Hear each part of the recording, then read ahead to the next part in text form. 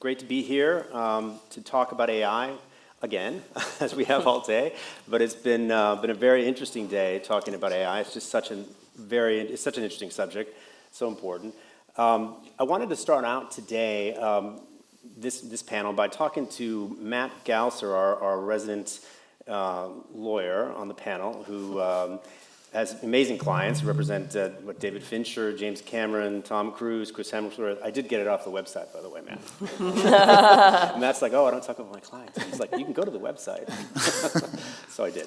But I wanted to ask you, Matt, if you could just set the stage a little bit for us legally.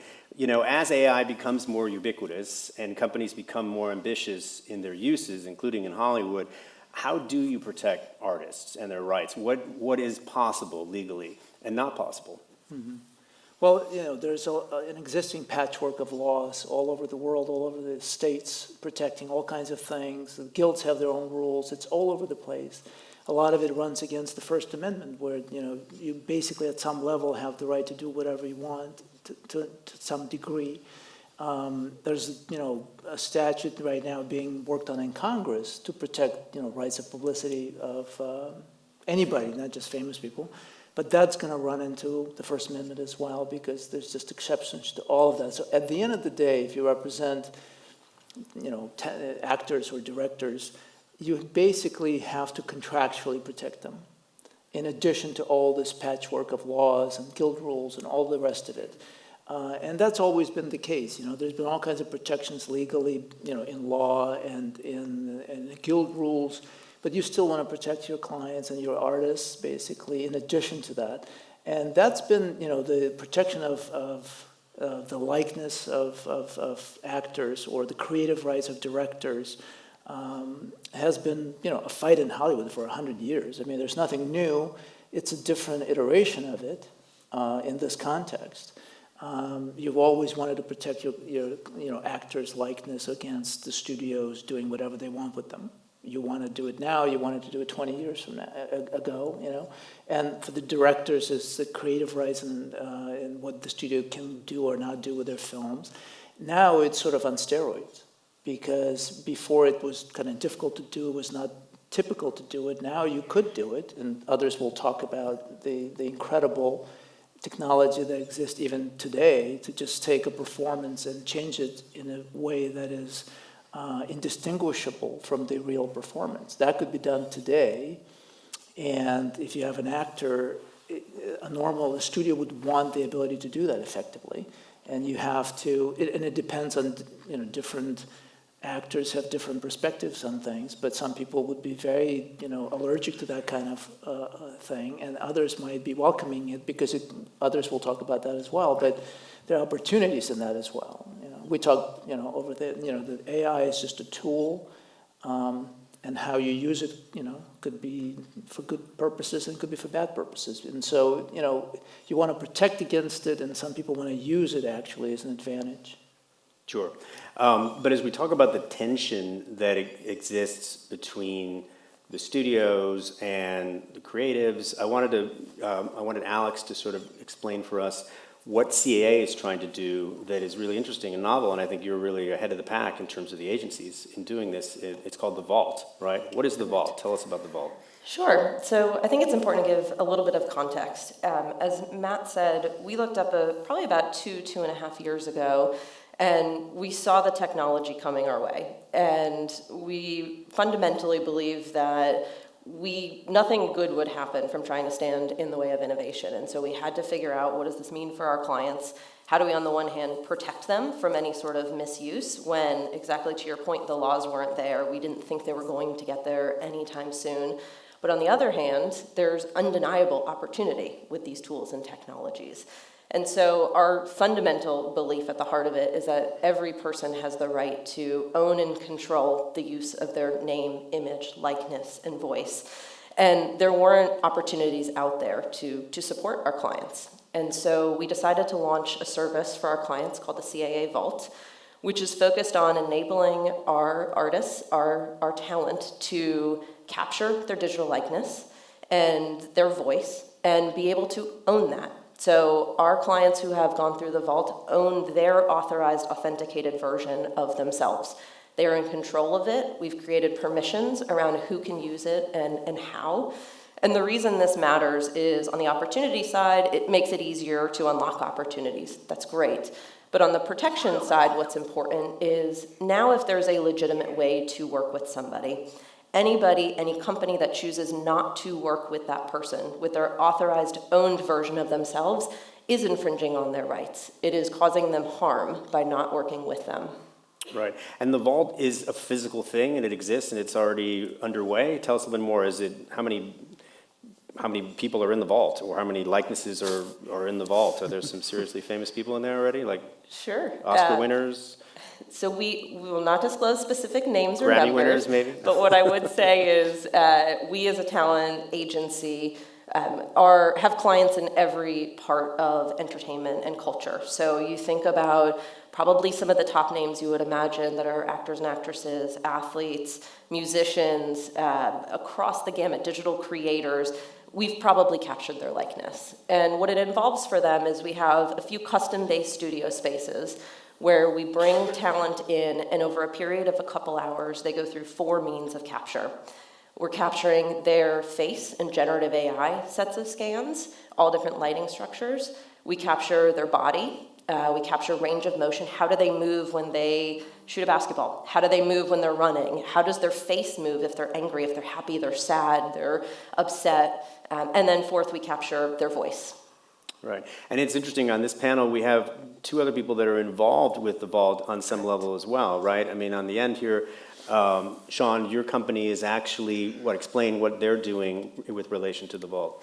Well, we're really the underlying infrastructure behind the vault. So how that, Veritone, right? yes, Yeah. Veritone, how that content is, and that data is derived and stored, and then how that gets accessed, how that gets authenticated, how people are able to put things into the vault, take things out, and license and goes. So we really just act as almost that protection layer. And, in this case, we're doing it for talents. In other cases, for some of our other partners in the studio space, we're doing the same thing, but for their actual content themselves. The film that they create, what they shoot, all their content and IP, we just treat all things as data. And so all that gets ingested and all that gets appended and annotated, and it's held in this case where, Alex and CAA and all of their talent can have control over their assets and their IP and be able to decide who wants to get it and who wants to have access to it. And we just provide basically that technology administrative layer to them. Right. And Brian, with Deep Voodoo, what is your involvement now? Well, I was actually curious. Have you been captured in the vault? Just for I testing? have not.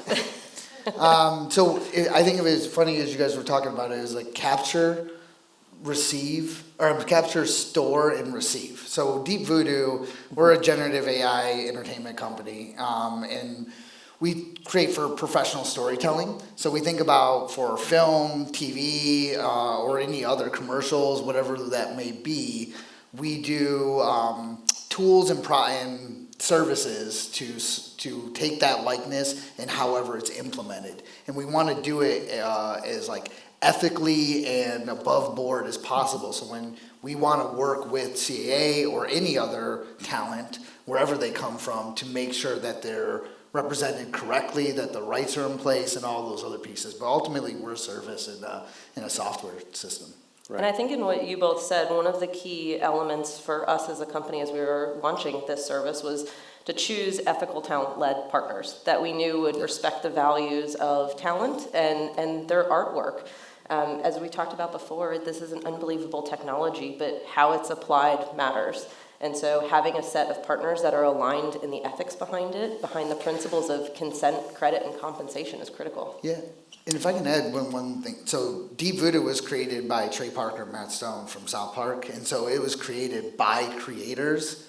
And so we care so much about how it's treated after that. So going back to when CAA was the first investor of Deep Voodoo, that idea, that thesis is the underlying philosophy of Deep Voodoo as a whole. Right. But Brian, I know this morning Justine Bateman commented that she thought that there should be some sort of labeling for AI, that sort of a transparency in the industry about whether AI is being utilized or not in sort of productions. I wonder if you could comment on this whole issue of do you think that AI work in entertainment should be visible or invisible? And and why? Okay, there's a couple answers I have there. One is, so I was in production and post for a little while, and everything has AI today. Like that's been going on for 10 years, whether that's like water or buildings in the background, or those like the crowd in like the stadium. So that's or even color correction audio. So there's just to dispel that myth, it's been around for a while, primarily in the visual effects space. The second thing I think about is when Deep Voodoo was created, it was they started out with Matt and Trey started with a company called, or a movie called Deep Fake the Movie, which online is Sassy Justice. Think of it as Dave, that Kevin Kline movie, meets Beverly Hills Cop. It's very Matt and Trey. And so when we started applying that technology, we wanted to make sure the uncanny valley was as far removed as humanly possible, right? So we wanted to feel natural. The audience, like, I think sometimes a lot of companies forget what they're even making for. Who's it for, right? So it's the audience, and you want them to feel as like real and emotionally connected as possible. And so there's story, obviously, but then there's the actual output, right? The look. And so we spend a lot of time making sure that it feels as natural as possible. How the labeling comes is really an execution, whether that's at the platform level or whether that's just in metadata. But I would hope that we wouldn't label it like, as you're watching this is AI, right? That would be my, I don't think that's necessary, as long as we're able to capture it correctly and ethically. Right. I just wanted to go back to the vault for a second, Alex. But I think of what I was thinking, just telling you guys earlier, that when I think of the vault, comes into my head is that movie, The Island, right, with ScarJo and Ewan McGregor, where they end up realizing when they're out that someone had that they were digital replicas of real humans that happened to be ill in that case and were dying and wanted to preserve their selves somehow. It just begs the question that who is going to control the access to the vault and the use of that? Is that all a conversation that continues to go on, and even with the estate after these actors, directors, etc., artists, music artists, whatever, are dead? Yeah, it's a fantastic question. We fundamentally believe that the individual needs to own these assets and be in control of them.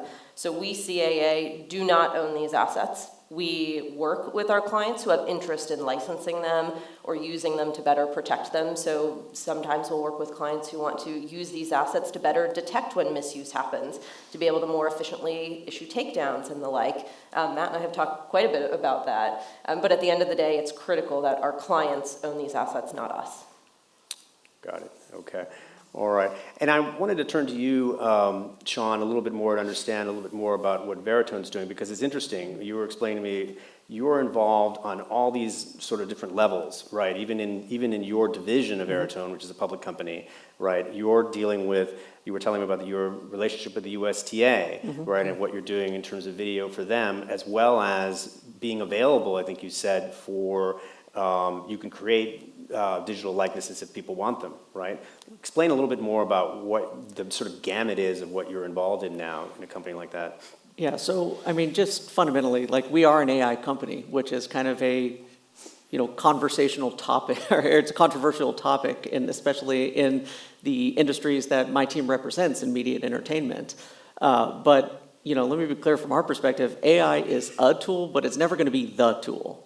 I mean, we always have to have the fundamentals of, humans being in the loop, that are able to see what's happening, to be able to control, to be able to have, to be able to put their opinions and their input onto things.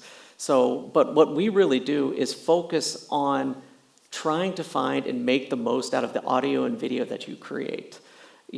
Fundamentally, we look at ourselves and we manage our lives based off data. Like, we all have a driver's license number, we all have a social security number, that's our data.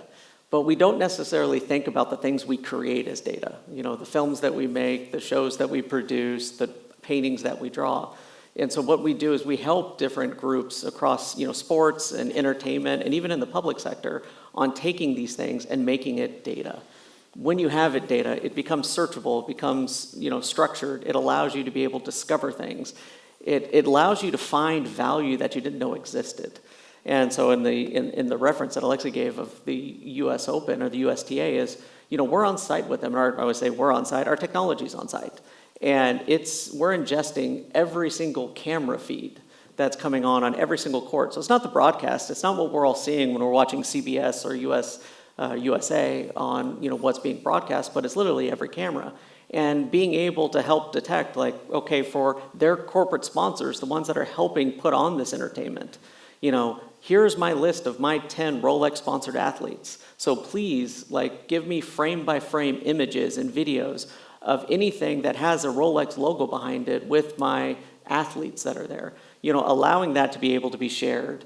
If we're following a different athlete like Rafael Nadal and what's going on in Spain and that part of Europe where he's very popular, I want all of the contents, all of the clips, all of the highlights, regardless if it's being broadcasted or not, to be able to be distributed to my broadcast partners. So really, we're leveraging and creating these technology as a tool to help discover and find the assets that you're creating day in and day out, and being able to help get it in front of people and help get it in front of yourselves. I mean, if we think about a production, and I'm going to selfishly date myself, one of my first things I remember working on was, if anyone remembers, True Hollywood Stories. And you remember going back into those ones. It was a very structured production. And one of those structured productions was the clips from the newspaper articles. So what I was doing was going to the public libraries and scanning through, if we all remember, the microfilms. So you'd go to your Dewey Decimal Card, you'd find where the microfilm was, you pull it, you put it in the machine, and you go do that. And I would do that for hours upon hours upon hours. And so you fast forward 25 years later, and that's not a requirement for me. Obviously, the internet came around, and that helped a lot of that. That would have been great then. But now, being able to go search through hours and hours of content that is shot to film a 3-minute. I mean, you think about some of these things that go into production, this is a great shot for 3 minutes. Well, I have 30 hours of film and different angles of things that got me to that 3-minute. What we want to help them do is understand that 2 hours and 57 minutes is not wasted. It's content that you've had, it's content that you've created. We just want to make it in a place where it's treated as data so that it can be reused. It could be repurposed. It could be done to help the media supply chain and the production supply chain to be able to make that, more accessible to the creators that are there just for the sole purpose of create more. Right. Interesting. And Brian, that brings us to Brian, what is Deep Voodoo doing that's different, from, say, traditional VFX or mocap or even Sora, which a lot of people are talking about. I want to just double click into that. It's a tool, right? And I think that's a really important point, and especially we believe it's a tool for humans. And so I'll give 2 quick examples just to hit that point. We have one customer who's making a couple movies right now, and normally that actor would have to sit in a prosthetics chair for 6 hours a day on a 3-month production shoot. The whole crew would have to be sitting there. And so now with our technology, they just walk on the set as they are with just the wardrobe, and in real time it puts the hair and prosthetics right over them. They can see it in the live feed. It goes into the dailies and then ultimately ends up into the production. So that's one instance. There's another project we're working on where we're taking a legacy talent, and the creative has them flash back to when they're younger, and we created the young version of them. I always use Gemini Man with Will Smith as one example where it was a great movie. It was really well done, and they did the best they could with the tech they had at the time. And if we were able to use our technology today, we did this as an R&D, we just kind of looked at it, and it would change the entire feeling of that movie and how you would not have to sort of cringe a little bit when you see some of the techniques. Yeah, I feel like that first example is a great one about the use of the tools and technologies and applying the human element. One thing if you're using these tools and technologies to free up production and cast and crew to be able to move on to the next thing because you can do certain things post-production to Yes. make it a better product at the end of the day. It's an entirely different thing if you're using the tools and technologies to put words in the mouth of somebody that they didn't say, or to say something in the way that they didn't intend for it to be said. An actor in this example spends their entire career choosing what projects to do, practicing how to say things in a certain way, choosing what brands to endorse, and importantly, what projects not to do, what things not to say. Yes. And so if you take that away from somebody, that's their craft. That's where we start to get into issues. And I would like your take on this. There's a new product we have now that we're rolling out where we're shooting footage, and Alex, we're looking at you, the writer, and the script says, knock, knock, who's there? We film it, great, we wrap production, go into post, and the writer or the actor decide, like, this isn't the right line. They want to say, maybe, why'd the chicken cross the road? These are weird references, by the way, but sure, let's roll with it. I don't know what kind of movie this is. We can record that actor right in the ADR booth saying the new line, and without having to go back to production, we can just change that performance right there. And it's done with the writers, with the directors, with the producers, with the actors. With consent. And with consent. It's there in control. We just facilitated something that would traditionally either have to be an over the shot to change that story, or you'd have worse yet, you'd have to come back to production and reshoot it. Or let's say the actor maybe took on another role, they had to bulk up for it. Well, guess what? That continuity doesn't have to be changed. So I think that's an important point for talent, right? Yeah. To want to have that control. Well, that's, I think, pretty much comes down to that, because a lot of people I think this whole conference, I think, is about AI. And the reason for it, I think, in large part is because it is just a tool, like anything else we were talking, earlier. It's like a hammer, You can build a house, or you can smash somebody's head in. Hammer. But It's amoral. but the problem with the AI is it's a very powerful tool, and there's no intelligence involved. Just to be clear, intelligence in AI is like music and military music. There is no intelligence; it's an algorithm. We've had these algorithms for a long time. Google Yes. Maps is an algorithm. It produces audio instructions. ChatGPT gives you text now. You can get moving images and all of that, but it's just an algorithm. If it leaps to actual intelligence at some point, that would be quite amazing, and some people think it will, but it doesn't seem like it's even possible. But putting that aside, the problem that people have with the tool is that it has the, at least theoretical potential, to actually replace people, to replace actors, and certainly replace writers, faster than anything else, because it's much easier to generate text than to generate moving image in a way that intuitively feels accurate. Do you think that's really going to happen, Matt, in the near future? I don't know if it's going to happen or not, but that's why I think there's hesitation and resilience and kind of allergy to the technology itself, because it has that potential. And I think that's where the struggle is, where, to not allow studios and streamers to actually start doing it in that way.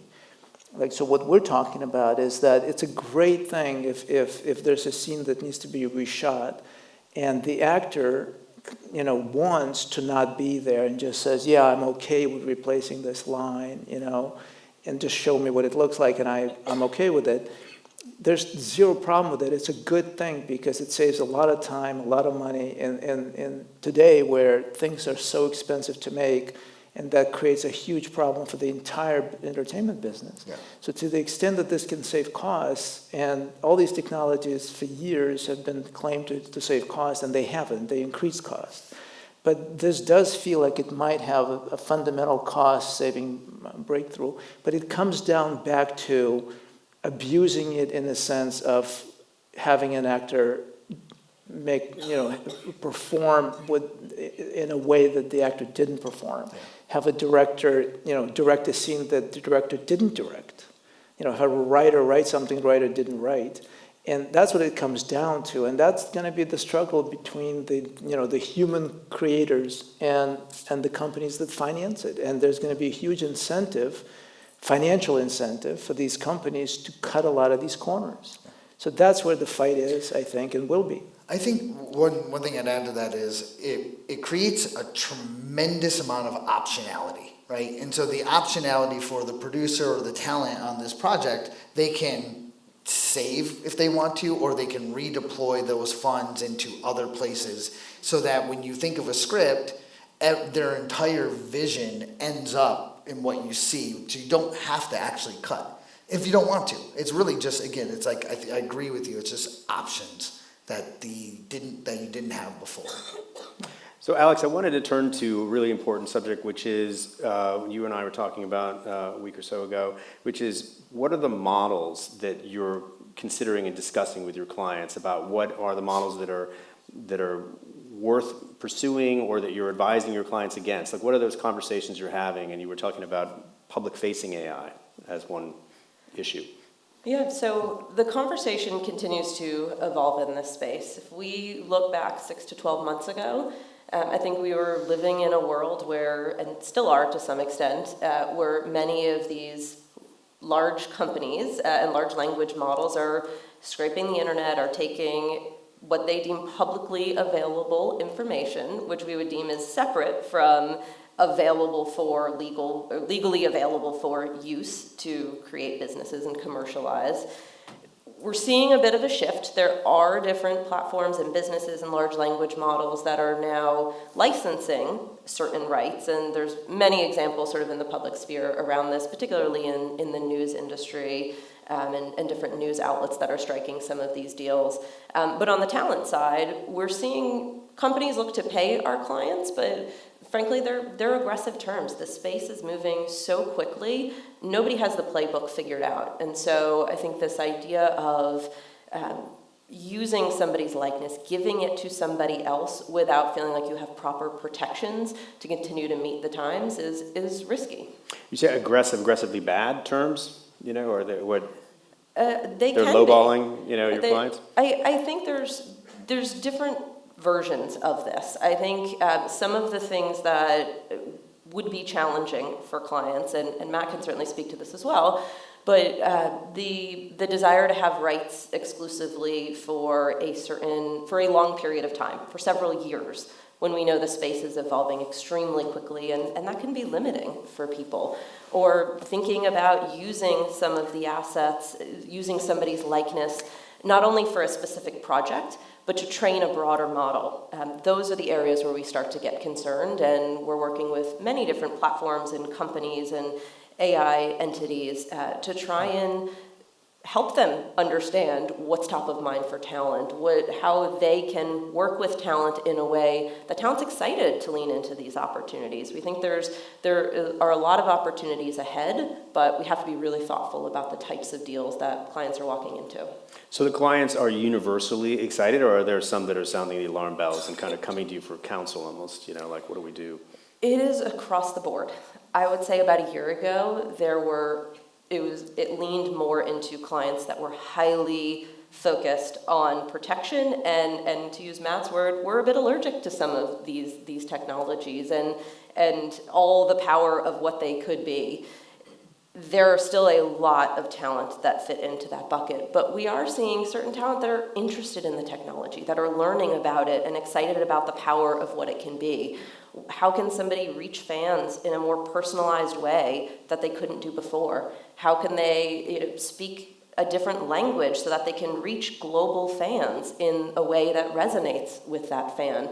How can a sports player who is tied up in a 10-month season, how can they actually participate in more when they're in season? How can they be in two places at once? I think there's a lot of opportunity ahead for clients. Does that mean that certain clients or A-listers, B-listers, whatever, are going to just simply make more money? They have an opportunity to really make more money, or is there downward pressure in other areas because of this? I think there's real opportunity. I'll give an example, you mentioned legacy earlier, and I think that is a new opportunity. If James Earl Jones, one of the most iconic voices. His voice can live into perpetuity. That's really exciting. It's exciting for generations to come to be able to feel the power of someone like his voice, to be able to have new experiences. I look at something like the ABBA Voyage show, which was the band ABBA has a sort of, it sounds kitschy, but a hologram show. It's the best show. It's ever. amazing. It's It's amazing. so good. There's a mosh pit. I saw it in People are in London. sequins. It's great. But that's a new opportunity they wouldn't have had otherwise. Some of the band members no longer travel. And the show shows them as they were in the 70s, singing the songs as they sounded at that time, dancing in the way that they would have at those ages. And so I think there's a lot of net new opportunity, which is exciting.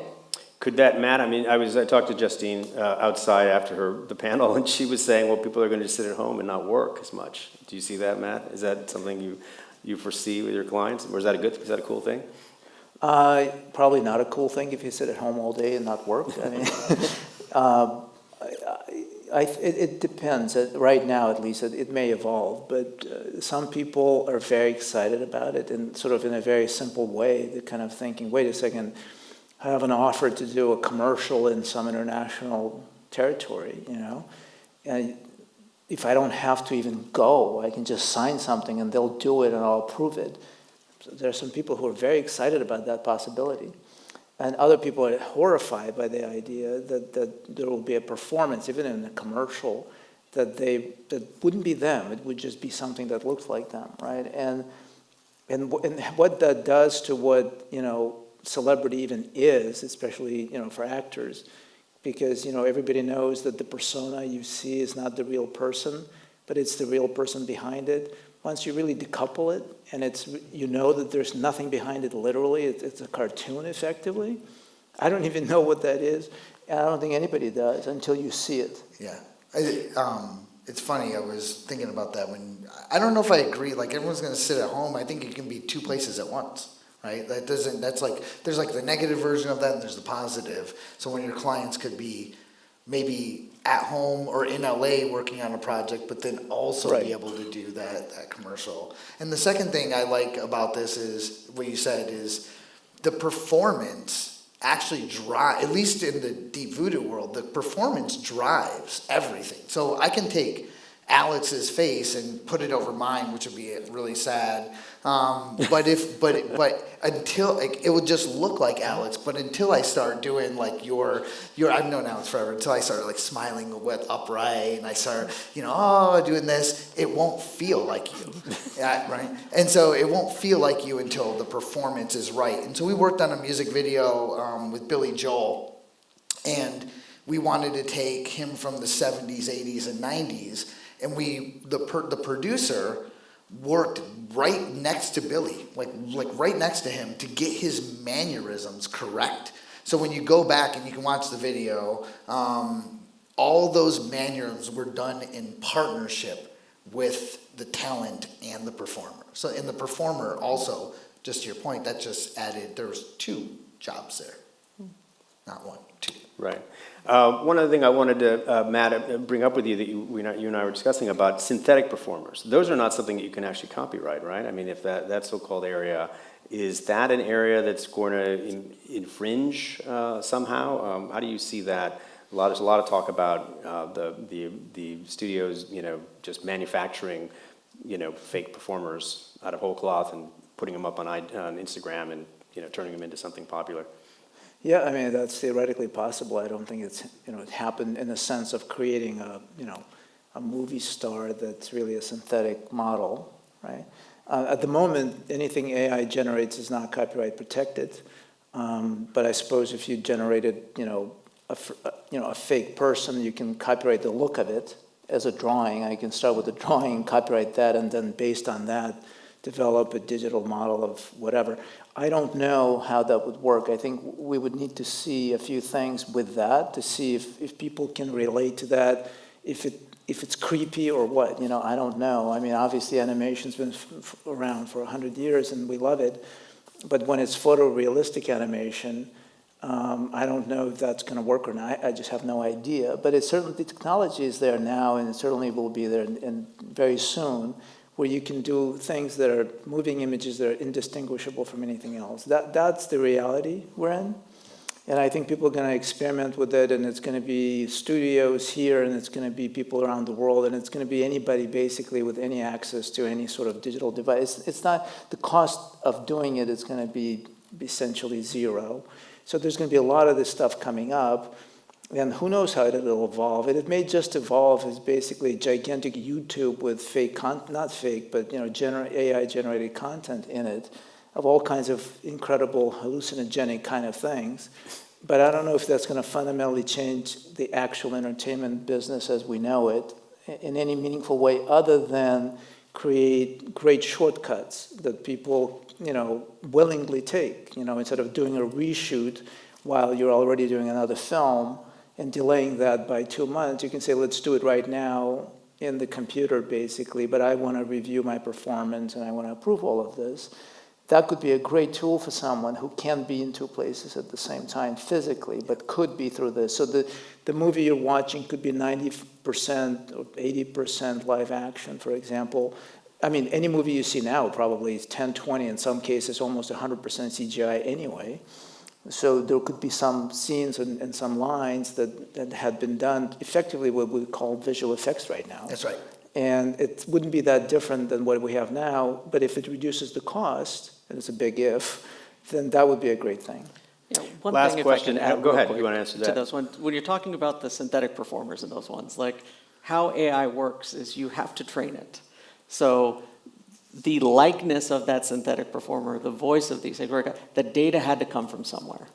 So whether that data came from imagery, it came from photos, whether it's a compilation of hundreds of different people, there's still people's data that are fundamentally in these things, which is why I think what CAA is doing and how these things are giving the ownership of that data to the talents is so important, because whether they start to create these new characters, the data to create these has to come from somewhere. And I think that's to those point, the technology is moving way faster than the legislation and everything is coming on here. And we're just talking about the wave of these foundational models that are being done. We haven't even begun to sit and hit the application layer of things. Think when the iPhone came out, it was big and disruptor, but think how many billions of dollars it created when apps became a thing. We're talking about this with AI, and we're not even really at the application layer yet. So I did think, getting the ownership and the data and the stewardship of that is it's critical for creators. Wonderful. Thank you. With that, we're out of time, but thank you so much to the panelists. Much appreciated. Thank you.